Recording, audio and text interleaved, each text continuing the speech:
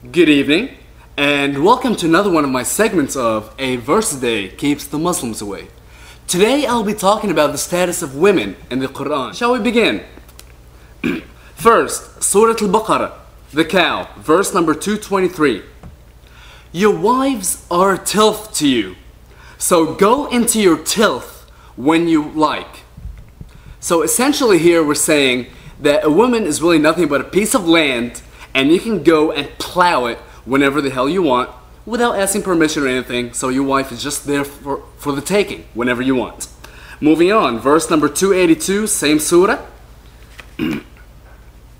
also in Surah Al-Baqarah, and this one's talking about if you're doing some kind of debt, if you're borrowing money, then you have to get a scribe, and let's see what happens.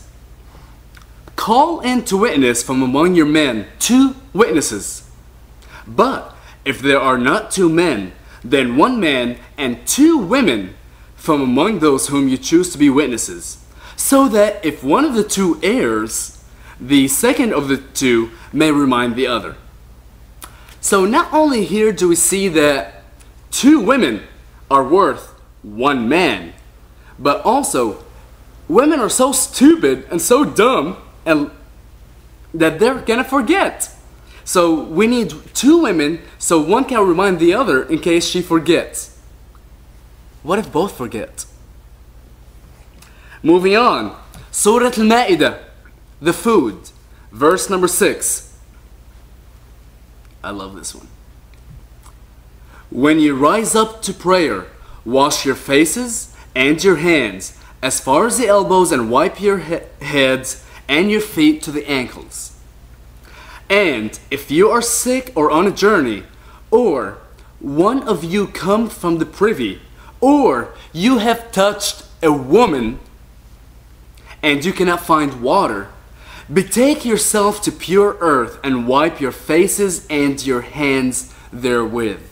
So, before you pray, you ought to be clean. That's fine.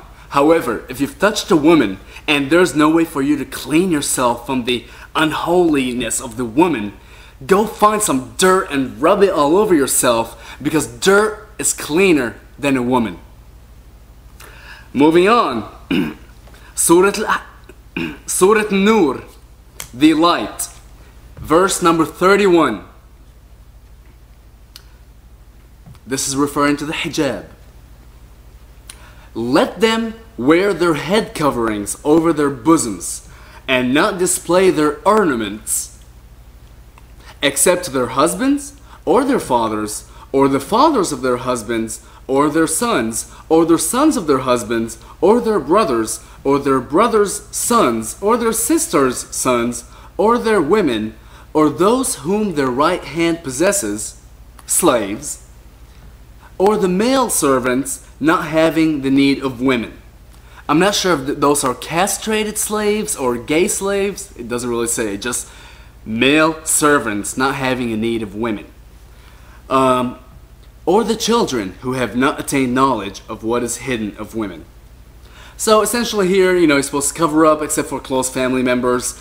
And I know it kind of sounds weird talking about covering up your ornament, but I'm gonna have to be fair. An ornament here does not really talk about something that's hanging. It talks about something that leads grace or beauty. So essentially it is talking about covering up your beauty and your grace from strangers.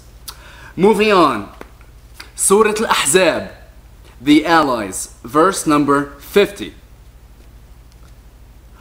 O Prophet, surely we have made lawful to you your wives whom you have given their dowries, and those whom your right hand possesses out of those whom Allah has given to you as prisoners of war.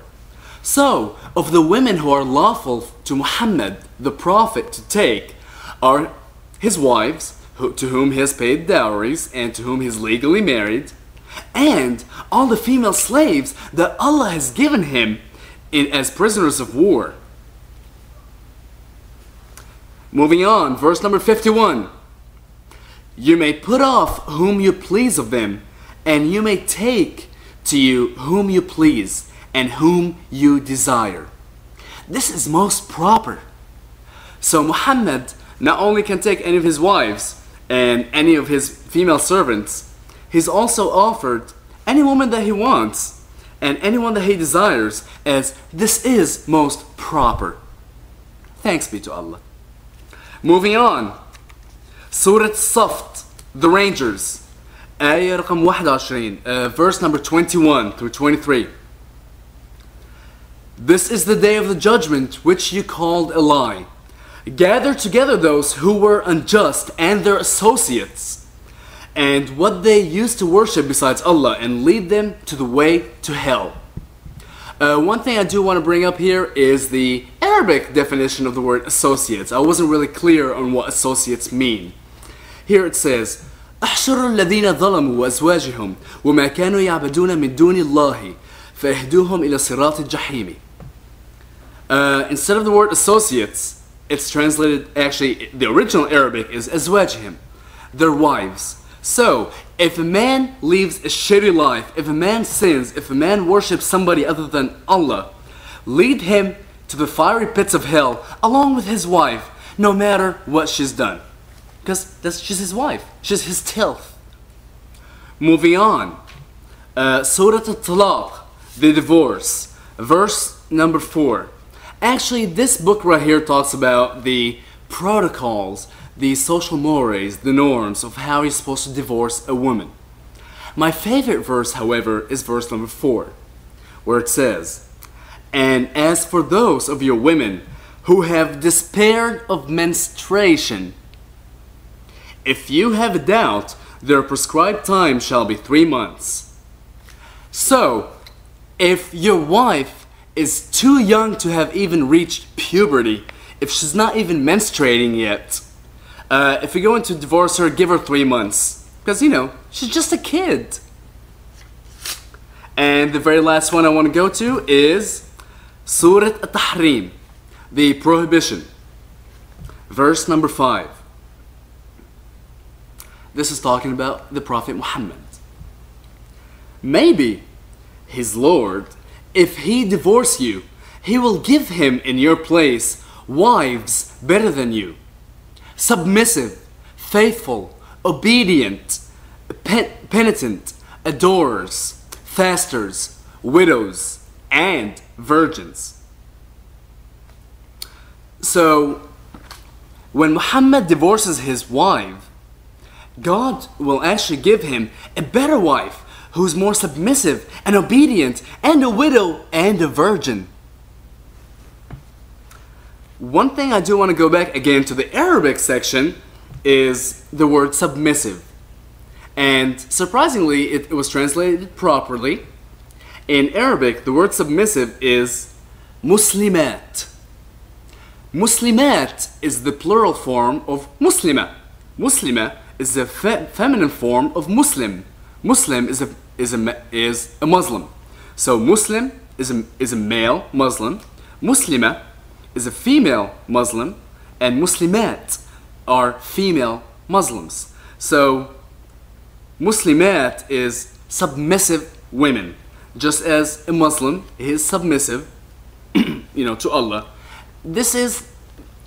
Don't confuse the word Islam with the word Salam. They have completely different roots. Actually, they probably come from the same trilateral root, Sin, Lam, Mim, Salama.